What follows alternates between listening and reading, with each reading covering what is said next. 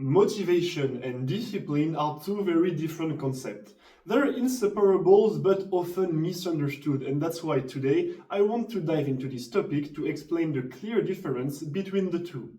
When listening to professional athletes, something most of us do, you'll quickly realize that lots of them put motivation as the driving factor behind their achievements. But here's the thing, we are all motivated at some point. So, what truly sets them apart? The answer is discipline. Motivation gives you the initial push to start an activity you consider important or that you simply want to start. Discipline, however, is what allows you to keep going when the motivation fades. It's what allows you to push through when days get hard and when you don't feel like it, and this is what leads to long-term results. In any field, especially sports, you have to repeat the same routines: diet, sleep, training for months, years, sometimes even decades. And that's where motivation hits its first wall. Anybody can wake up one day feeling very motivated to train hard, go to sleep early, and eat properly. And some people even find the sport they love so much that motivation alone is enough to allow them to train almost every day with pleasure. But nobody stays consistently motivated for years about eating the same meal, following the same program, and sticking to the same bedtime. That's when discipline takes over. When you're sick of your diet, tired of your schedule, bored with your training, discipline is the tool that makes you keep going anyway. And since results take a lot of time, especially in sports, discipline is absolutely essential. And here's another key point. Consistency matters more than perfection. So being motivated to do something perfect for a few days will never be as good as being disciplined to do something good over the long term. And if you feel like you don't have discipline, here's some good news. You actually already do.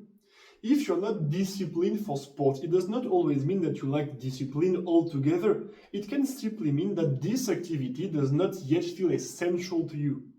Let me clarify with an example. Imagine you wake up one day in a very bad mood after a bad night's sleep, you're running late for work or for class, the whole day seems against you, the whole world seems against you. Even then, you'll take some time to brush your teeth before going, even if you don't really have the time or if you really don't want to do so. Most of the time, you won't even think about not brushing your teeth because spending the day with dirty teeth, having bad breath, and risking cavities is not even an option to you. Brushing your teeth is simply non-negotiable. That's discipline in action. The same goes for washing a plate before eating if none are clean because you just cannot imagine eating in a dirty plate. These are small but perfect examples of discipline built into your daily life, and that's the key. To develop discipline towards your goals, you need to treat them as non-negotiable. Once they become essential to you, they will naturally integrate into your daily life. Whether it's weekly training, calling your grandparents every weekend, or donating blood every few months, when something becomes a fixed part of your identity, you don't even question whether you'll do it or not. You simply organize the rest of your life around it. To sum it up, motivation is the spark that gets you started, and discipline is the fuel that carries you all the way towards your goal. So keep this in mind when things get tough. And if you want some advices on how to build practical discipline, I've made a video dedicated to this topic. The link is in the description. I hope this video was helpful. If you have any questions, suggestions, or anything else, feel free to drop a comment down below. And if you want to contact me straight through my social medias, the links are in the description.